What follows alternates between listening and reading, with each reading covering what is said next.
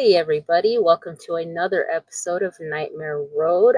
I, of course, am one of your hosts, Laura Slasher, here with... Decon, the Econ. Oh, jeez Louise. All right. What are we talking about? That's it? So a guy walks into a bar, right? He's like, I bet you $50 that I can piss from over here into this shot glass. So then the bartender's like, okay, how many feet is this? He's like, 15.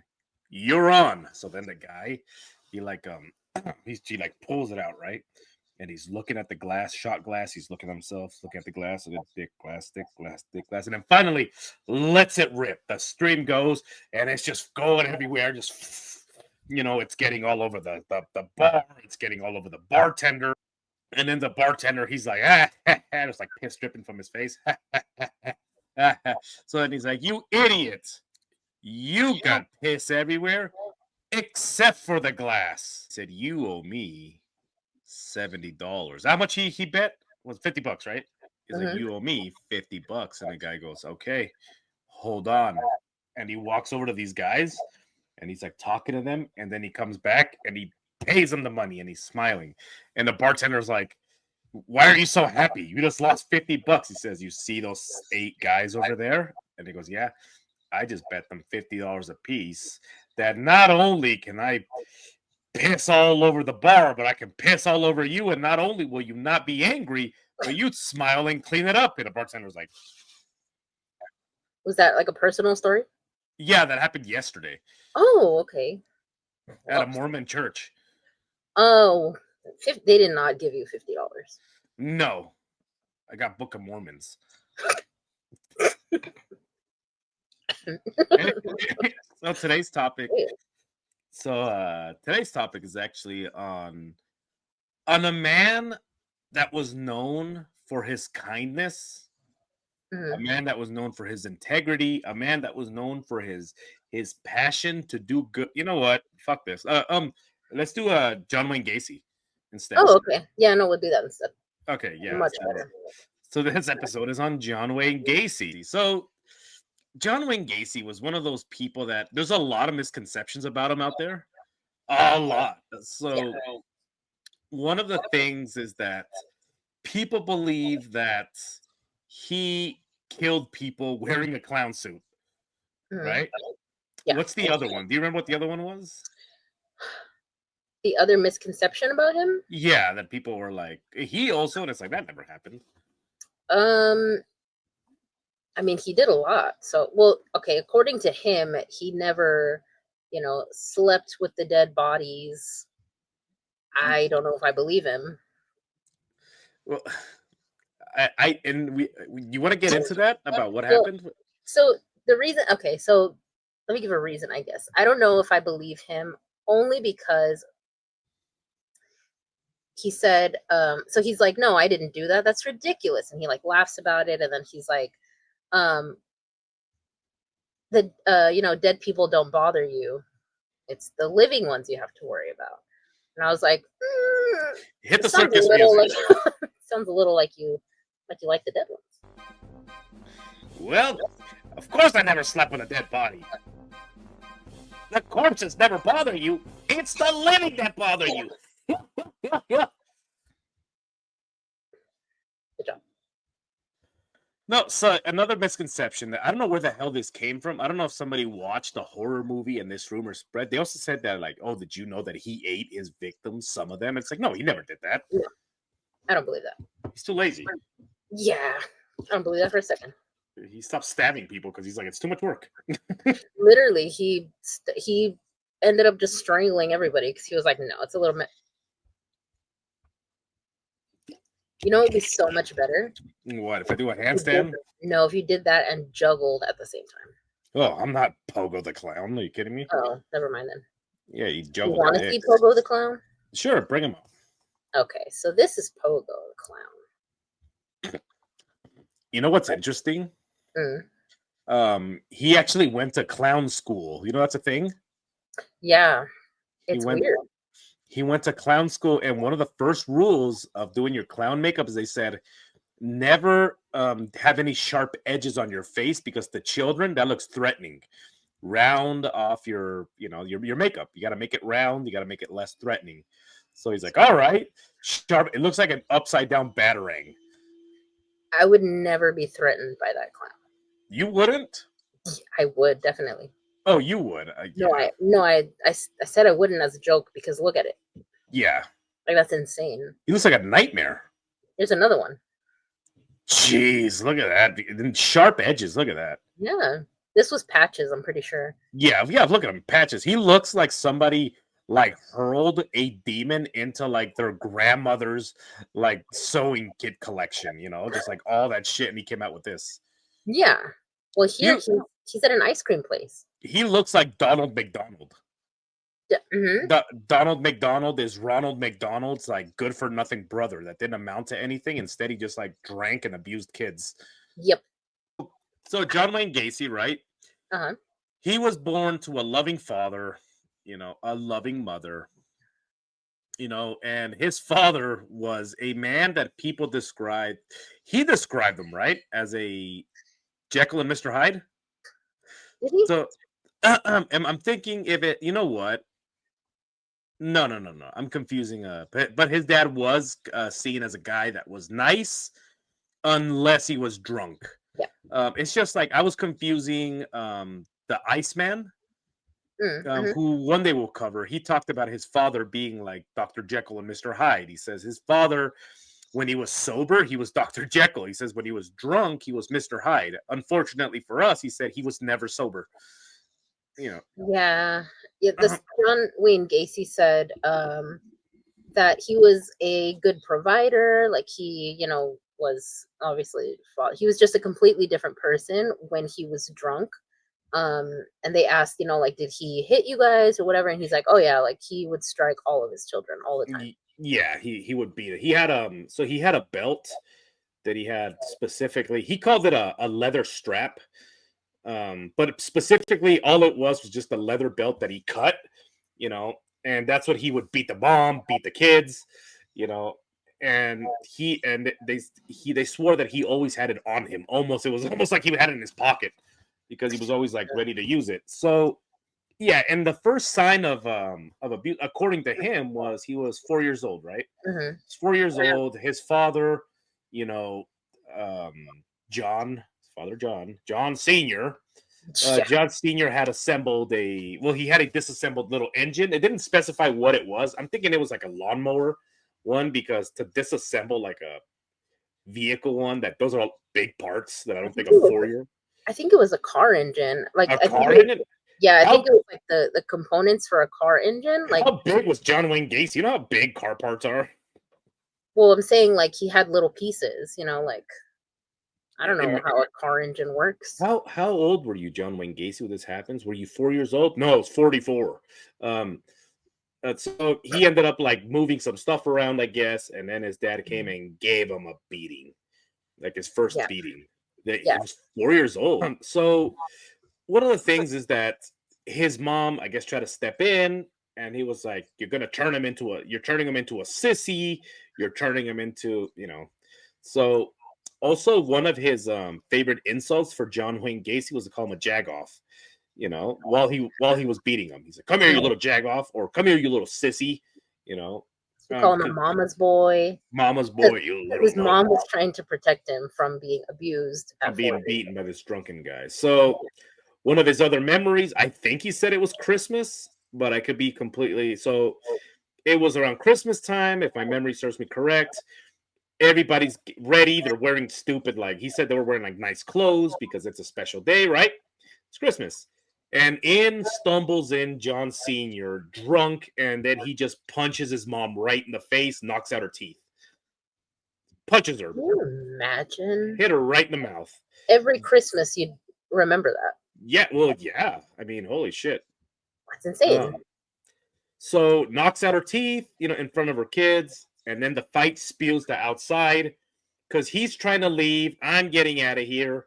She's begging him not to go, and I guess that she's holding on to him, and she drug him outside, because she's holding on to him, so he's dragging her outside, actually. And neighbors come out. They're calling the cops. She says, please don't call the police. And she gets them to come back inside the house.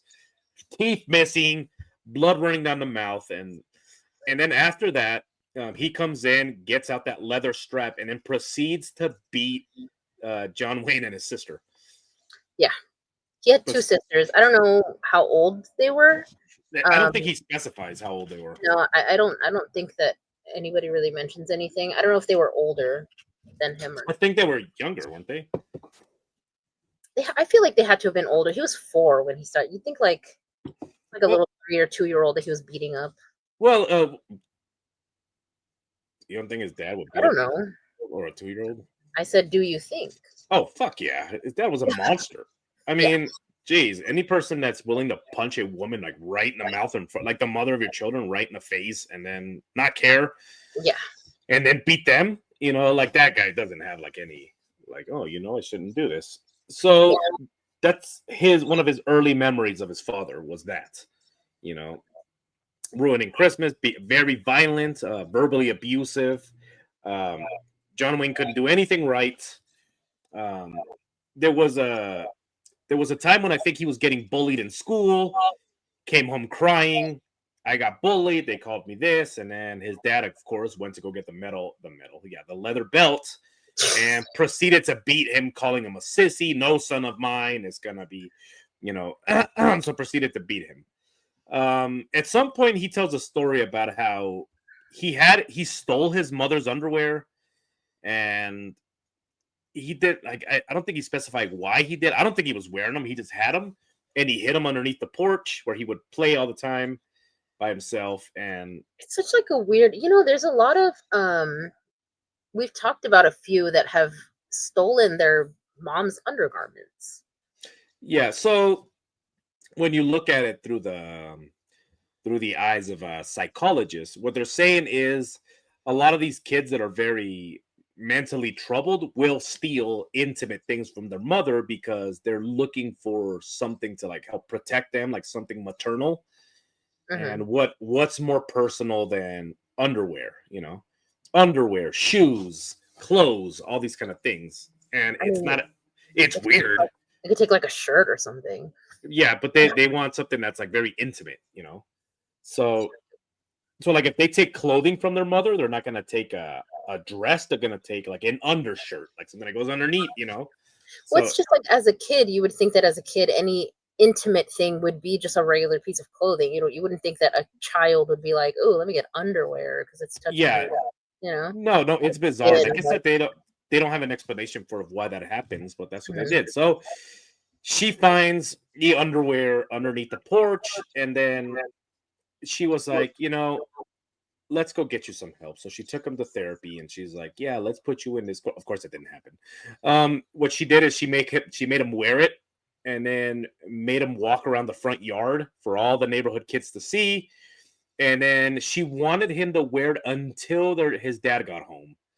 And then his father got home, caught him with the underwear, and he says that his feet left the ground because the dad grabbed him and drug him inside and gave him a severe beating. And that's because his dad would already call him names, I guess like alluding to, hey, you're, gay. Yeah. Call him a lot of, bad names, saying that. And he, I guess, like still to this day, says, no, he's not. So, yeah, he was, he would call him a jagoff. He would call him a sissy. He'd call him a Mary. Hey, you Mary, So yes. He'd call him all these things like to humiliate him. He called him those things until holy shit, like Gacy was an adult. Like until Gacy was married and then had kids, and then he's like, well, son, probably because at this point he was probably like, fucking Gacy might beat the shit out of me. But he was I know now that you're not gay, so yeah. Well, he got married. Yeah, he got married. So. And so Gacy was growing up. He was a teenager. He had his first vehicle. His dad would take the keys from him, like, you're not allowed to drive today, you sissy, and he'd just take the car keys. He's sick of it. He tells his mom, I can't do this anymore, so he leaves. He leaves and he goes to Vegas, I believe, or Nevada. He goes to Nevada, I believe. Mm-hmm. He goes there and he's working as a mortician, finds a job as a mortician. He's tending to the bodies, and he tells his therapist that this is after many years later, of course. Not his mom didn't really put him in therapy. This is in prison. He told a story how he was a mortician, and then he found the body. He was supposed to prepare the body of a 14-year-old boy. So he said he climbed into the casket and proceeded to do things to this corpse. So in his interview, this is years and years later, he's like, if anything is said besides this interview, like if anything was said before this interview or after this interview, it's not true. And in that interview, this is just what he said. In that interview, he's like, when I worked there, he's like, I lived there basically because I was just there all the time. He's like, but it's not like I slept with the bodies. He's like, I didn't go around them like that. He's like, I never climbed in a coffin. I don't know if he heard, the stories that people were telling him. So I don't know what's true. So if he just wanted to kind of, be less weird. So this is what he told his psychologist in prison, that he fondled the corpse, he slept with the corpse, and then he was so disturbed, he was so bothered by it that he called his mom and he's like, hey mom, can I come home? And then he went back and his mom was like, oh, what happened, dear? That's my his mom. What happened, dear? Oh, mom, do you have any sad music? I don't. Oh, okay. Well, Pretender's sad music. He's from Chicago though, so you have to do that. Well, you see, Ma, it's a crazy story. You're gonna get ready to laugh. Here we go. So there I was, right? I was looking at my hand, and I was looking at this corpse, and I fell in there, and you'll never believe what happened. His balls landed right in my mouth. And I said, oh, this is not gonna look good. So I decided to come home, Ma. I'm home, Ma. Here I am, your baby boy. So that's exactly what happened. Yeah, that's what happened. That's what he's, like I fell in, his testicles landed in my mouth, and then his weenus landed on my face, and it was like all over. And I was like, oh boy, So then he ended up going back home, and that was when the first time he ventured out. His father still kept calling him a sissy, and this time he just took it. He was there's no, I'm leaving. There's no nothing. So yeah, he had said that he, I guess, like kind of went against what his or he like would go out at night or something like that because he wanted to go against what his dad was telling him to do, because his dad said like if you go out at night and you don't leave a phone number, like if you're out late or if you whatever, like you're up to no good. He didn't believe anything otherwise. So when he would like go out or whatever, I guess he wanted to, I don't know if he wanted to like piss off his dad or he just wanted to be different or like whatever. So he would do all that. And then I guess when I don't know if that's when he started he like volunteer with like the Democratic Party or something like that. He would help out. Yeah, Democrat. Mm. So yeah, a moment of silence. So anyway, he volunteered, and I think this is where he meets a girl that he likes. During that? Yeah, she's like, I saw him juggling underneath the interstate. Put the circus music. Oh, okay. Never mind. All right. Go ahead. So anyway, he starts courting this girl. First wife said that he was a gentleman. He was a gentleman. He was gentle. She said he was feminine. It said that he was like almost feminine to the way that he was. And he calls himself in that interview. I have pieces of the interview. I don't know if you want to watch them, but yeah, play them. See, I didn't want to play them because I already have a voice in my head for him. And I don't want to like see the interview and it'll kind of ruin. You know what I'm trying to say? Let me see. Do the voice. Okay, here we go. So there I was, Ma. I was outside the Gene and Jude's. You know the Gene and Jude's? But long story short, I shit my pants all over the Crown Vic. I went through the floorboard, so now I'm gonna need a whole cock hit. Okay, let's see how correct you got it. It's immediately gonna go into the subject of sodomy. So a little bit darker note. So here we go. Too deeply. What was the basis of the Iowa conviction? You know what he looks like? The basis of Who? He looks like an evil version of Dusty Rhodes. Dusty Rhodes. Yeah, do you know who he is? Yeah, I looked him up earlier. I don't know if you. He looks like an evil, like Dusty Rhodes' evil twin. You know, they called Dusty Rhodes the American Dream. Oh. Dusty Rhodes, he's like the communist nightmare. Oh, jeez, Louise. Yeah, I don't Doesn't have a picture of him on the computer, so. Yeah, does he not look like him? That's what he looks like. Weird. Okay. It was a sodomy conviction. It's the only thing I ever was sentenced to was a sodomy conviction. They're claiming that the state representative's son, who was on the other party, he claims that he was sexually abused by me. And in essence, he was blackmailing me for it. Now, what it boiled down to was oral copulation. And it was consensual.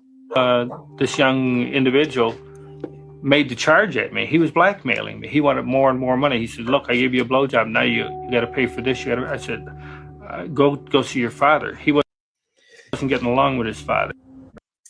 Yeah, it sounded like just like him. See, he's like, oh boy, he's like, it was consensual, blah blah blah, but like he was 15. Yeah, he was a grown ass man. So bizarre because the way that you hear him talk, the way he's speaking is almost like I did nothing wrong. What are you talking about? This is what happened. Like, dude, you molested a kid. Yeah. And one of the things that he was famous for is so he ended up getting married, right? We're gonna skip a little bit. He ends up getting married. His father-in-law, one of the interviews that his family gave was that a statement, actually, it wasn't even an interview, it was a statement. And he said that he got a bad vibe from him, and he didn't look like a nice man. He's like, no, he doesn't look like a nice man. He didn't like him, but he's like, you're married to my daughter. I'm gonna give you a KFC for you to manage. Yeah. So I think he ended up with 3. Yeah, he ended up with 3, and he made a lot of money from those. But so anyway, so he had this thing where he would go out and he would, just like his father, he would go out there and drink. Mm-hmm. And some of the people that knew him from that time was saying that he would go out there and he would always be offering things to them. Play the circus music. Oh, jeez, Louise. There we go. Hey, Bob, I see you over there. You're kind of looking at me with them hungry eyes. You know that song? Hungry Eyes. You know, Hungry Eyes. Let's do this. If you let me give you a BJ or go rug and tug, you get to bang my wife. And then, no, you're not interested? JK. JK, I'm kidding. It's Chicago humor. So it's just one of those things where he hit a lot behind the JK. Like, he always suggested ridiculous shit to people, just like out of nowhere. He was like, hey, let's do this. And people are like, what the hell are you talking about? I'm kidding. I'm a clown. Look. Joke. Yeah.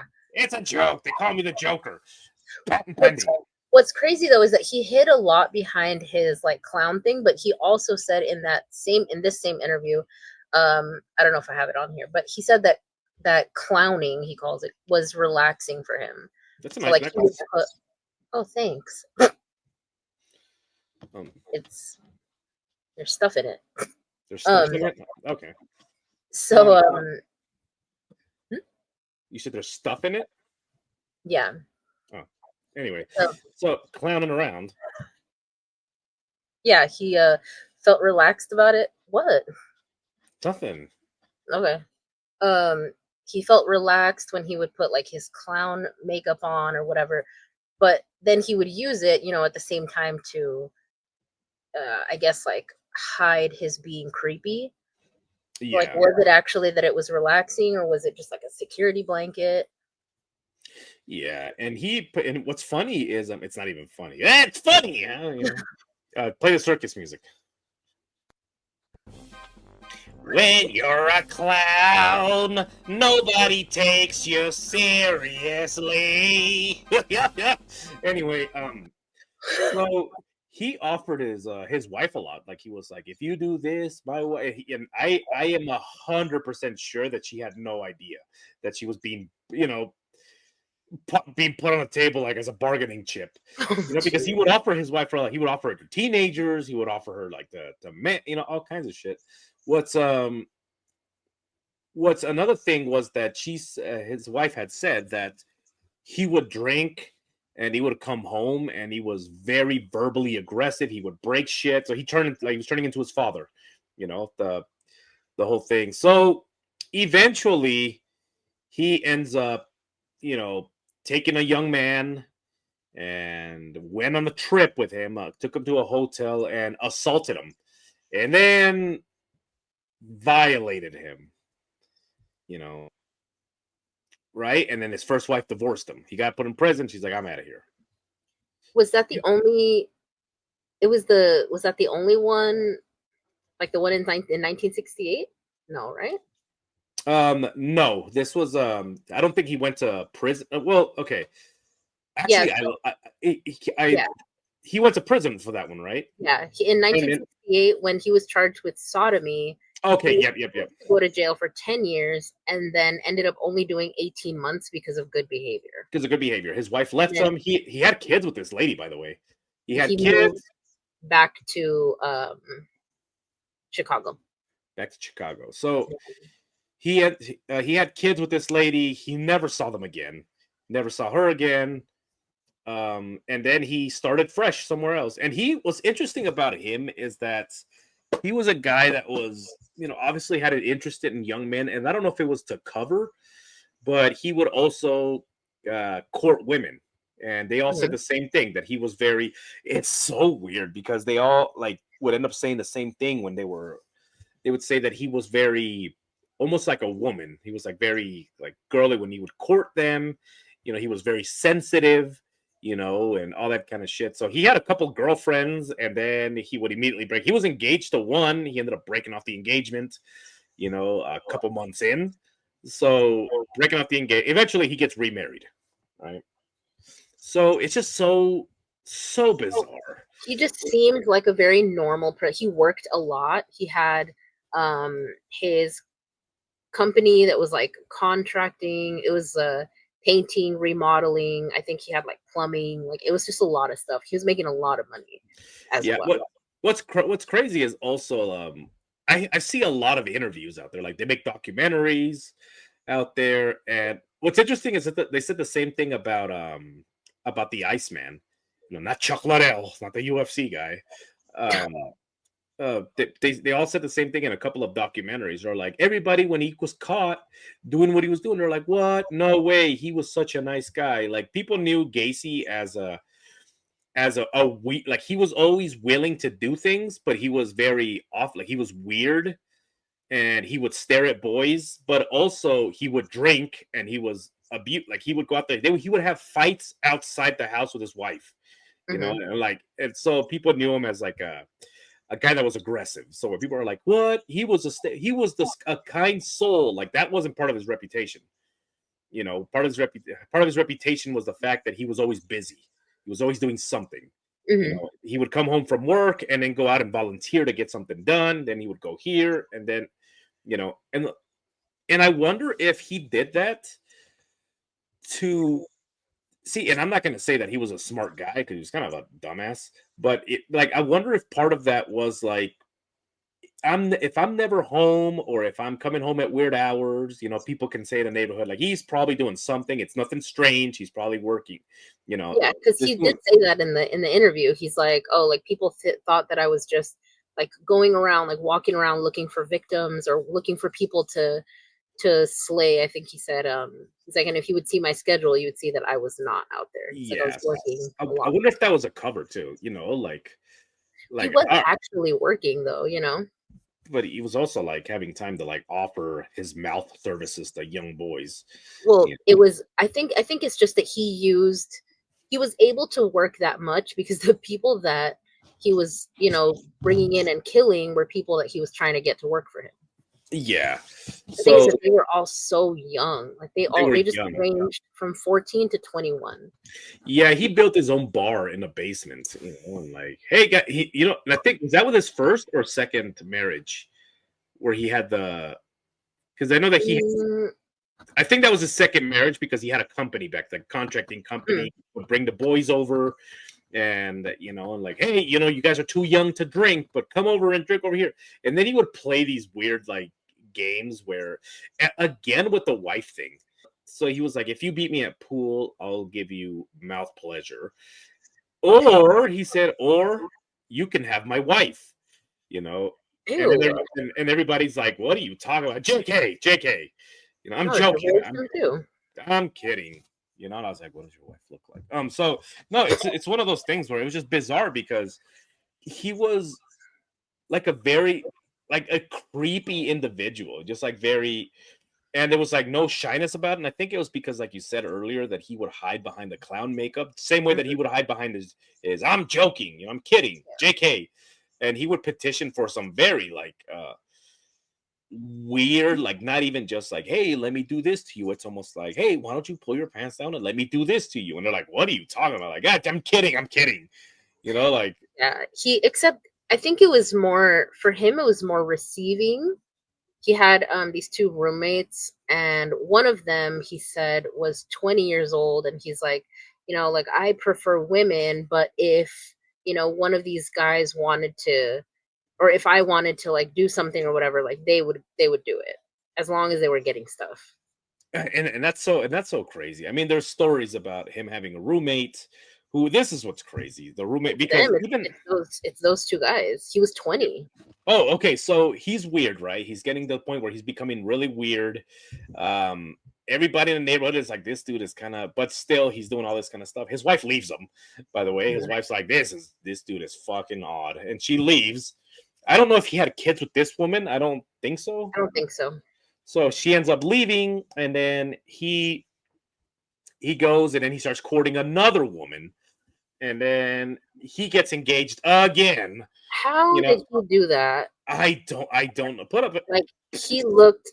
I know how he did it. Huh? He I looked know like how this. I know. Jeez Louise. Look at that shiny night. I have a shirt like. Look at that stupid shirt. He looks like a weather balloon. It's a nightgown. Yeah, it's a nightgown. He looks like he ran into a factory and he's like, I don't care what you guys do. I need a shirt right now. Get it done. And they're like, sir, we make reflectors for your car so that when the sun, like, I don't care what it is, make the shit out of it. You know? And, yeah, it was an emergency. An emergency. I gotta go. I got a pool game in my basement. What am I gonna show up? Not with that shirt? What am I, some kind of animal? Yeah. So anyway, so he ends up getting engaged again to a girl. I think he was engaged to her. I think maybe like 3 to 4 months, and then he broke it off. Like he was dumping that. He was the heartbreaker. That's weird. Put a picture up again. Let's see what he looks like.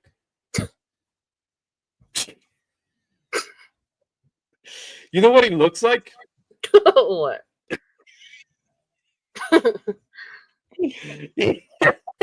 Oh, geez. He looks like you remember Ghostbusters 1, that giant marshmallow guy? If it was the Halloween edition and they dressed him up like Elvis. Oh my god. It's weird, right? Like, did he say that he Huh? Didn't he say that he liked to cook? Or is that the wrong guy? I don't know if he ever said that. I thought that maybe like he liked to cook, and maybe that's one of the things that his dad was kind of like, you're like a woman, you're cooking, you know. So anyways, I almost said, like, look at this guy, Michelin star. He looks more like the Michelin Man. Oh, look at his face. Yeah, that's so defeated in that picture. You know what he looks like? What? He looks like he offered something to me and I turned him down. It's very sad. And I was like, dude, come on, don't do that. And he's like, you don't even have a wife to offer me. Anyway, no, so it's just one of those things where it's such a big story, because a lot of these stories, like with these serial killers, we can half-ass it and just be like, from here to here, but it's a big story. Like this dude, he lived a very interesting life. Yeah, because with him, he moved a bunch of places. He had so many different jobs. He killed so many different people, and then went on when he was in jail to be like, I didn't even know the bodies were there. Yeah, like the crawl space. Like, what are you talking about? Yeah, that was crazy. That whole like, what are you? I couldn't fit down there. Did you see that? You could park a car in there. He says he couldn't fit down there, but then a little bit later on, I don't know if I have it in these clips, but a little bit later on, he says that with his first victim, he's like, I buried him under there myself. And they're like, so did you bury the other ones? And he's like, no, I had no idea they were there. Like, what do you mean? What if he was like still like in his pogo, like or patches, but pogo, like the clown persona, and he did this thing when they're like, you couldn't fit down there. Play the circus music. Oh, jeez. I could fit down there, but you know what couldn't fit down there? My dick. You know? Okay. So, and it just threw that in there, and they're like, what the? Like, oh, he's a clown. Ah, okay. No, makes sense. Makes sense. And he's like, JK, Oh, you want my wife? Well, aside from being weird, he was just like, he was very, I guess, confident that they were going to believe that it was not his fault. Like, he even complained about, he said that he, like, pled guilty by reason of insanity. And he's like, did you know that if you like, plead guilty by reason of insanity, they say, like, you did it, but you were insane when you did it?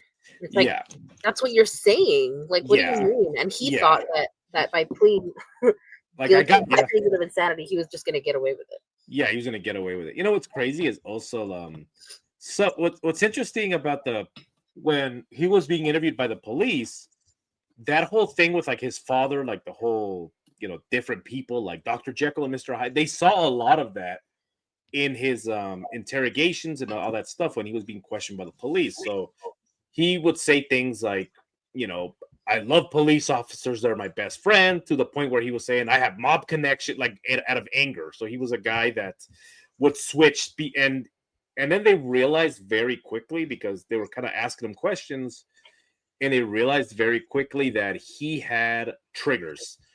And then the police would, you know, basically use these triggers. One of the things that they called him was a jagoff, you know, and the moment that they said these words, it said that he turned very violent and very aggressive. He starts screaming at them that I know people.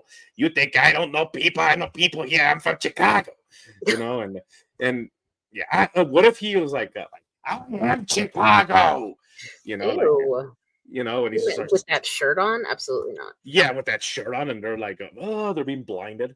Anyway, so yeah, so they would use certain trigger. In order if they wanted him to confess to something or to say something so they could keep him longer, they would use that word, you know, or insult him or call him a sissy, you know, like, hey, nice, like, what would you go to a salon? And then it would like and then he would get extremely aggressive. So it gave him like reason to we got to hold him here longer. Look at him, he's unstable, you know. So it's just so weird that, you know, he did end up becoming his father, you know, because his father was the same way.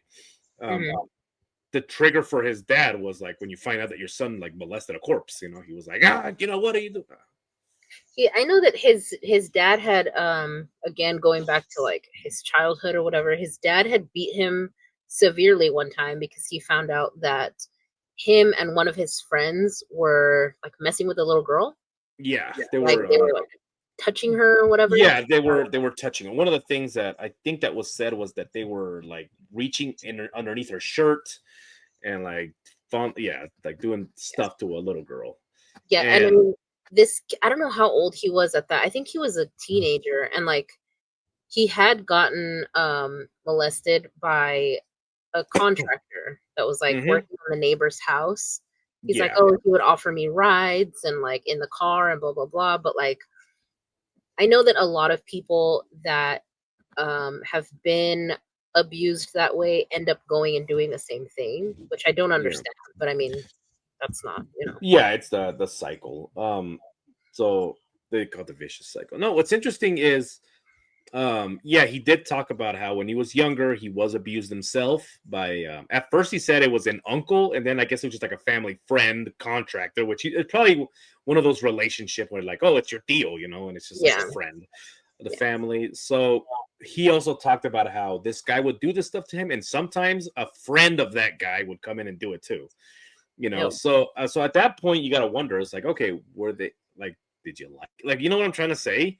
Like he didn't, because he didn't say it, but then it's bizarre because you see the same patterns being repeated with him when he got his own business. Eventually he, was contracting, he was a contractor. He had also young men and attempted to do the same thing to them, did some stuff to them too.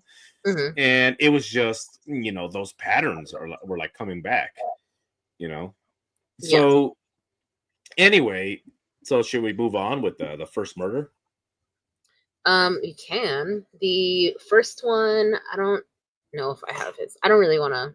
There's too many names and like. Yeah, there's a lot of stuff. What was he doing at this time? Oh, at this point he had sorry, we don't have to move into the murders just yet. Let's just do a part 2. Okay. We got to get a background on this guy because it's insane. It's a lot. So like let's I guess like go over it like quickly. He was born, I guess, like in Chicago, ended up leaving. He moved, I guess, a couple times or whatever, ended up in Iowa, which is where he got his first thing in 1968 for sodomy. He said in that video that it was somebody that was blackmailing him. I don't know how much I believe that. It was a minor. And then he also said he wasn't gay. It's like, okay. Yeah. Well, he said he's bisexual. So who knows? He's like, I'm bi, I prefer women, I got married, I had kids, whatever. So he's supposed to do 10 years, only does 18 months, goes back to Chicago. He says he moves in with his mom, I think, at this point, because his dad had just died. Yeah, he got while he was in prison. Mm-hmm. So after he got out, he moved with his mom. And then that's when he started working at a restaurant.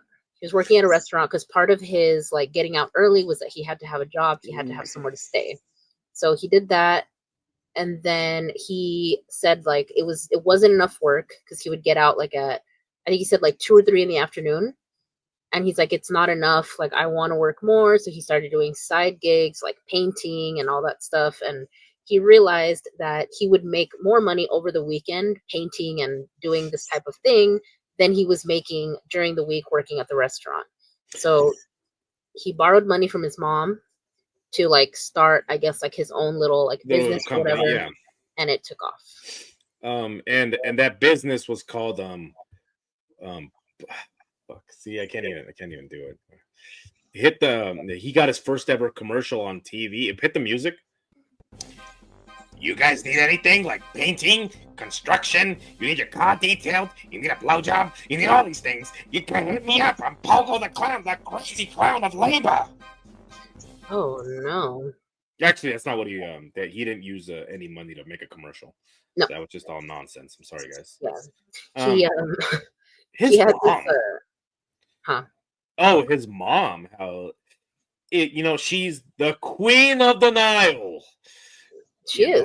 This was a woman that, even after his first charge, she said that they were blackmailing him, like they blackmailed him into blah, blah, blah. When later he confessed, like in these interviews, like they're forcing him to say these things. He's a good boy. He would never, he killed this man. They were found in his house. He was framed. Somebody put him there. And it was just so like, it's so bizarre. It's like, I wonder if it's because of how he was treated as a kid that she kind of wanted to like coddle him and protect him even as an adult. Yeah, but I thought that too. Like at first, I'm like, well, maybe she's doing this, but also a lot of the stuff that happened to him as a kid. Not only did she fail to protect him, but she also, for example, if he was getting bad grades in school, she would basically, wait until his father got home to let him know the school called, and then his dad would give him a beating. And this was, by the way, this was not something like it was high school. This was like middle school, elementary school. He was young, like really. He was really small, and a lot of it was, he was, wasn't applying himself. He seemed like he was paid, but then look at what was going on. Like he was getting abused. He was getting emotionally and mentally abused. Like what kid is going to sit there and be like, oh, tell me about social studies? Yeah. Obviously he would just, I think, didn't he say, or was it his therapist that said that in school he would stare at the clock and dread going home? and he wanted school to last longer. And I wonder if that's also like one of those things why he worked so much. He was like, as long as I'm not home, I'm doing something else. And I wonder if that's like carried over, like even if it was his own home, I don't remember if he started working when he was really young, or because I know that at 18 he started helping out with the Democratic Party, which is very young to be doing, stuff like, which is really young to be like doing stuff like that. That his dad was not a Democrat. No. I think that was part of the reason why he didn't like it. Well, so yeah, he talked about how when he came out to his dad about like, Dad, I have I wish we had sad music. He's like, his dad walks in, his dad's like, hey, what are you doing over there? You jag off, you over there eating a bowl of shit on the table. And he's like, hey, Dad, sorry, Dad, I just thought he's eating a bowl of shit. And he's like, oh, check out episode of Albert Fish for that reference. He's like, Dad, I have something to tell you. It's what is it? Let me guess. I know what it is. I'm a Democrat. Oh, that's even worse than being gay, And then he just. I was gonna say to him, it was pretty bad. Which I get why it's heartbreaking. Anyway, so yeah, it's just one of those things where he would dread. He would always try to find things to do. I think actually he started working, doing like contracting work, like painting fences and all that kind of dumb shit. I think when he was like 13 or 14, because that's when he started getting like rides from his family friend.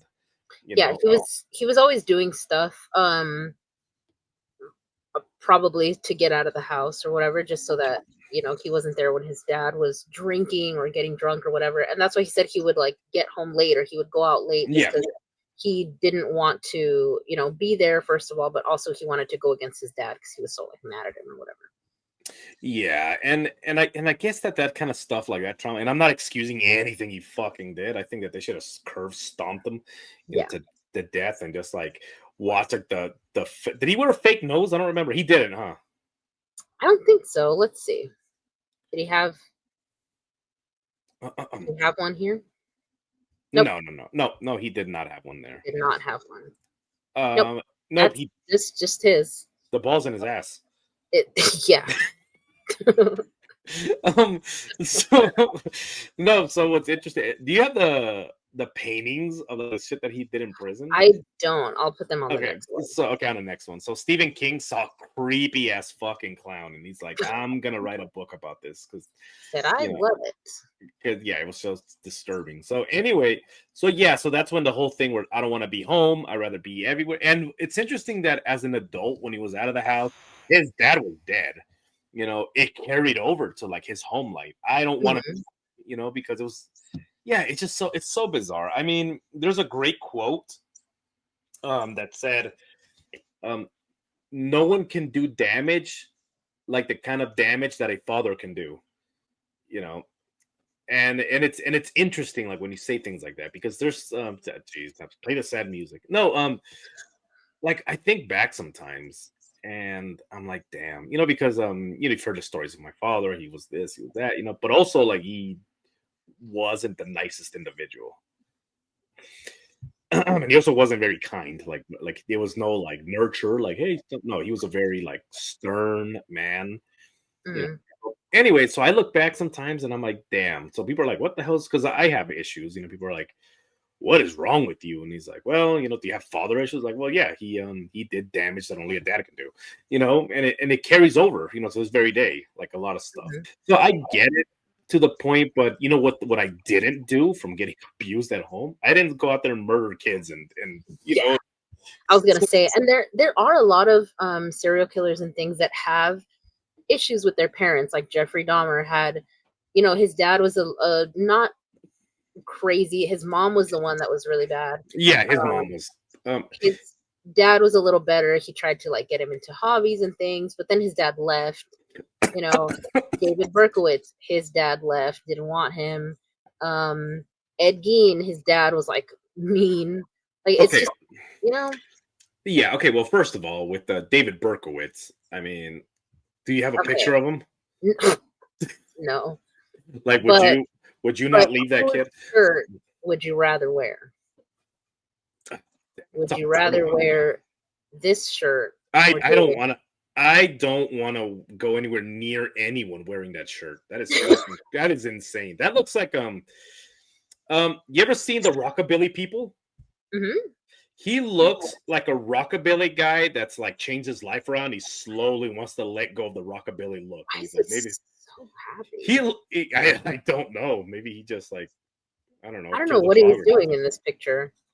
Um, yeah, he looks like a rockabilly guy trying to go into like a Neil Diamond phase. This is It's ridiculous. insane. That's a stupid shirt. It's a stupid shirt. That's like something a Mexican would wear. Um, so no, I it's one in so my closet. well, just like that. My Just dad, my dad's wearing one of those right now. Um, where it has the same haircut too. No, it's just it's insane because when you look at these kind of things, you just fuck, like it's hard to to wrap your head around these kind of people exist, hmm and he was a fucking monster, Yeah. and you don't know you don't know who around you is doing the same thing. So it's a creepy world out there. And part two, we're gonna go into the murders.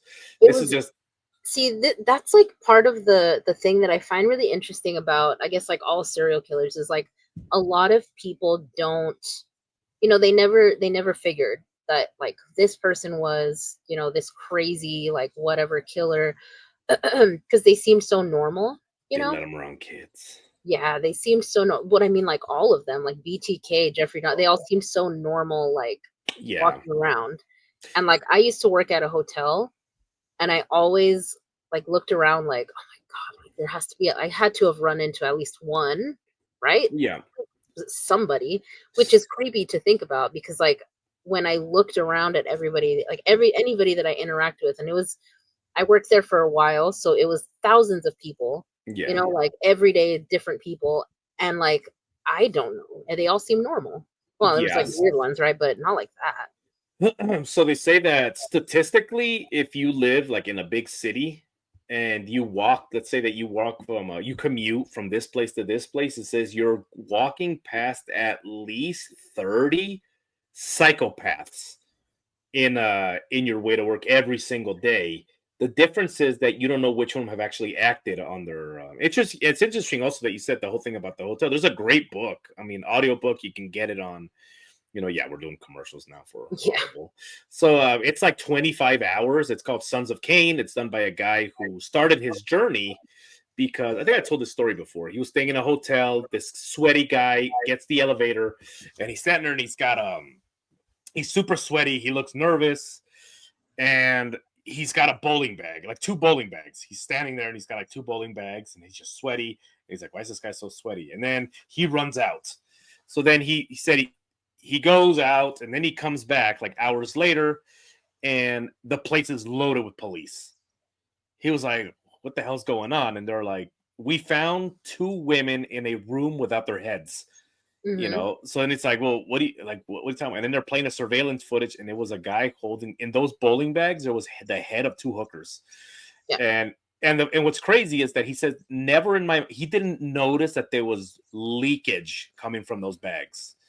The first thing he noticed was like, damn, this guy's so sweaty. Yeah. He's like, because the guy was sweating and he was standing there with the bags. The bags were dripping, and then he noticed that like he had stepped all through this. He's like, holy shit! And there's like the trail that they had like Trail. so. Yeah. And then later he became like a reporter, and he was recording this type of like Russian group of people. There was like it was like a union, and he interviewed this man who was kind of like there to stay like on temporary, like on a work visa, but he was thinking of going back. And he interviews, and you can actually find this interview on YouTube. It's like an old interview, and he's like, "What's your name?" He's like, "Andre Chiquitilo." He's like, "Oh, so Andre, what are you here?" He says, I come here because I want to work." And if you look up Andre Chiquitilo, he was a guy that killed over 40 people back in Jeez. Russia, and he would wrestle them. He would wrestle them, and he was talking about how he could not get a hand unless he had like killed somebody, and that's what he would do. He would kill them, and then he would finish. Isn't that crazy? That's Yeah, crazy. and later we're gonna do a part two because we're running short on time. You have Gacy describe basically this feeling of the euphoria that you feel that becomes very addicting.